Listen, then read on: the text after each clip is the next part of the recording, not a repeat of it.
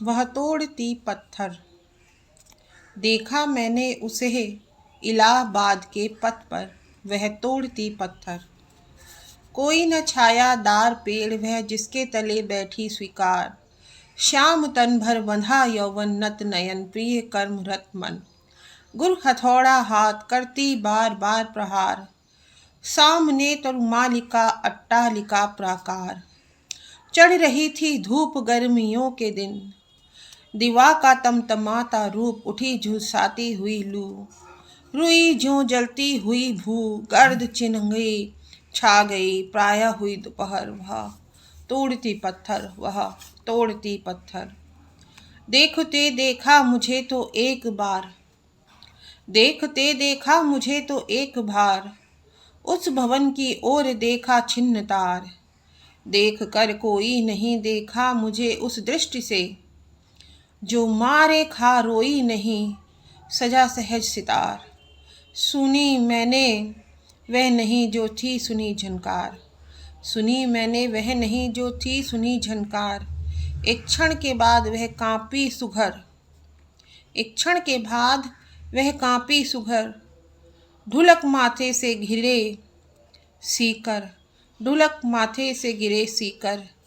लीन होते कर्म में फिर ज्यों कहा, मैं तोड़ती पत्थर, मैं तोड़ती पत्थर।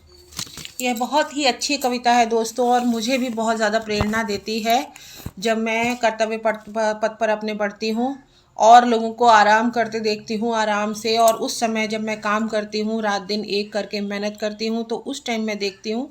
और यह कविता कवि की जो ये पंक्तियाँ हैं, वह तोड़ती पत्थर वह तोड़ती पत्थर, अक्सर मेरे जहन में भी आती है। ये देखिए कितना अच्छा उन्होंने वर्णन किया है इसमें।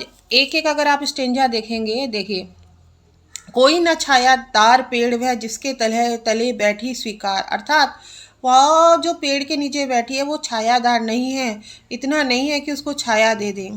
श्याम तन भरा भर बंधा यौवन नत नयन प्रिय कर्म रत मन। गुरु हथौड़ा हाथ करती बार बार प्रहार। सामने तरुमालिका अट्टालिका प्रहार।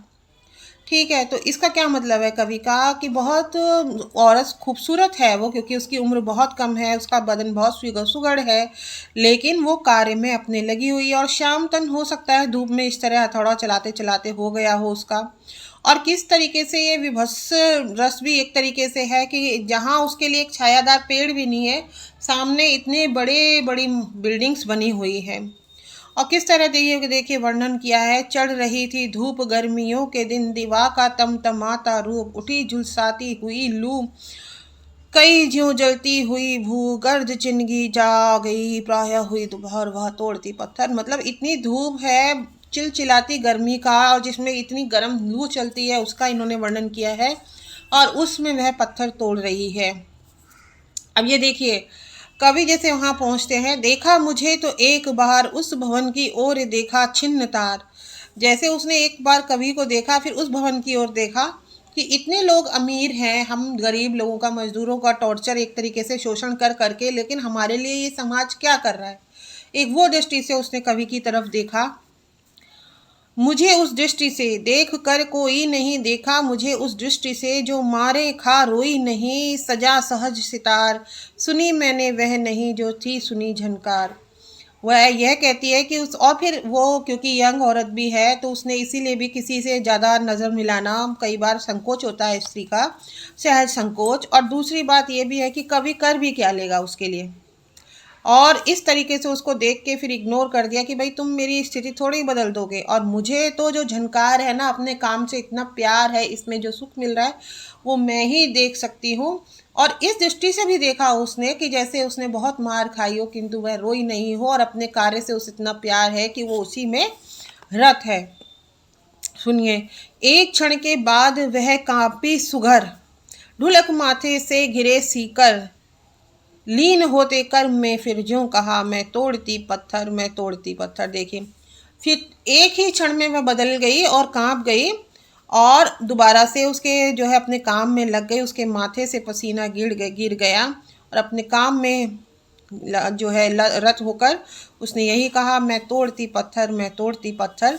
ये कविता मेरे दिल के बहुत ही करीब है, क्योंकि जैसे हम महिलाएं होती हैं दोस्तों, तो मैंने देखा, क्योंकि जब मैं ऑफिस जाती थी, हम लोगों के यहाँ दोपहर में लंच होता था, तो जिस समय मैं लंच बनाकर खाकर जाती थी दोबारा ऑफिस के लिए, उस समय कई महिलाएं आराम से सोती थी जिनको नहीं जाना है।